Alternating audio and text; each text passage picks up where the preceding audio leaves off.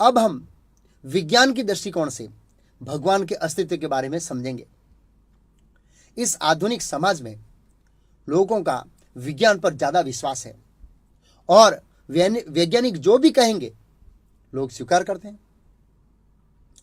कुछ वैज्ञानिक नास्तिक है और कुछ आस्तिक है। मैं ज्यादातर विख्यात वैज्ञानिकों का अनुभव कहूंगा।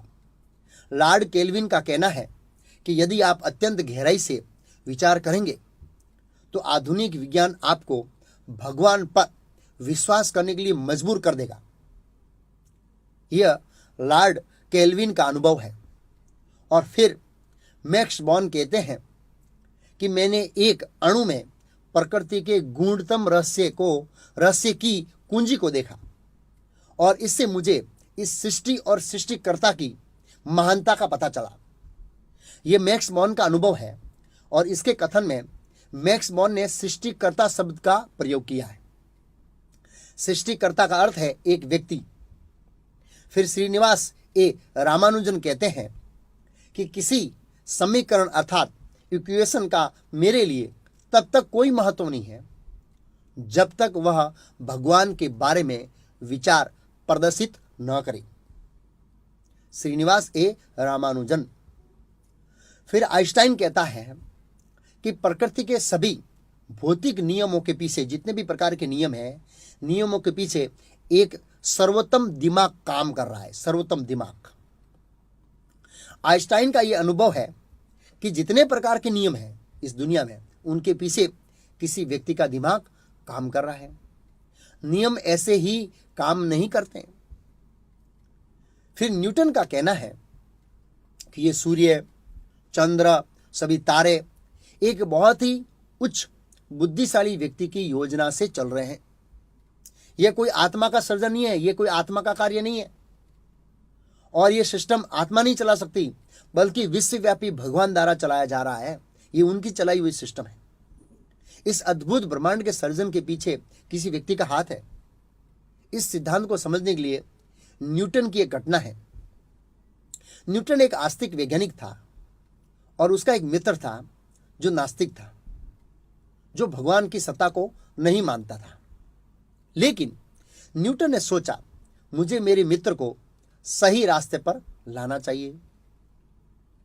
न्यूटन ने क्या किया, एक इलेक्ट्रिकल सौर मंडल बनाया जो एक बार चार्जिंग करने के बाद 5 से 7 मिनट तक ऑटोमेटिक अपनी भ्रमण कक्षा में घूम सकता है। ऐसा सौर मंडल बनाया। उसने अपने नास्तिक मित्र को एक दिन दोपहर में खाना खाने के लिए बुलाया और जैसे ही वो आया, न्यूटन ने सौर मंडल को घर के बीचों बीच रख दिया घर में, और उसी समय नास्तिक मित्र ने प्रवेश किया और वह सौर मंडल को देखकर नास्तिक मित्र बोला, वाह, वेरी वंडरफुल न्यूटन, बहुत सुंदर है ये। न्यूटन, इसको किसने बनाया? तब न्यूटन ने कहा, यह तो ऑटोमेटिक आ गया। क्योंकि नास्तिक मित्र ऑटोमेटिक सर्जन में विश्वास करता था। नास्तिक मित्र ने कहा, यह ऑटोमेटिक नहीं आ सकता। न्यूटन ने कहा कि तुम ये स्वीकार करते हो कि यह सौर मंडल जो है मेरे घर में पड़ा है, यह ऑटोमेटिक नहीं आ सकता? तब नास्तिक मित्र ने कहा, हां, मैं स्वीकार करता हूं कि यह ऑटोमेटिक नहीं आ सकता। तब न्यूटन ने कहा, इतना छोटा खिलौना सौर मंडल ऑटोमेटिक नहीं आ सकता, तो इस संपूर्ण सौर मंडल, गैलेक्सी, इतना बड़ा सौर मंडल ऑटोमेटिक कैसे आ सकता है? नास्तिक मित्र ने अपना कान पकड़ा और स्वीकार किया कि कोई भी चीज ऑटोमेटिक नहीं आ सकती, उसके पीछे भगवान का हाथ है। इस तरह से न्यूटन जैसे कई वैज्ञानिकों ने स्वीकार किया है कि इस अद्भुत ब्रह्मांड के सर्जन और उसको चलाने के पीछे भगवान का हाथ है। कुछ वैज्ञानिक इसको ओपनली स्वीकार करते हैं, लेकिन नास्तिक वैज्ञानिक भी अंदर से तो स्वीकार करते हैं, अंदर से, परंतु अहंकारी और अज्ञानी होने के कारण बाहरी तौर पर वे लोग स्वीकार नहीं करते। सारांश यह है कि विज्ञान की दृष्टि से देखा जाए तो भी भगवान का अस्तित्व है। इस तथ्य को हम नकार नहीं सकते हैं।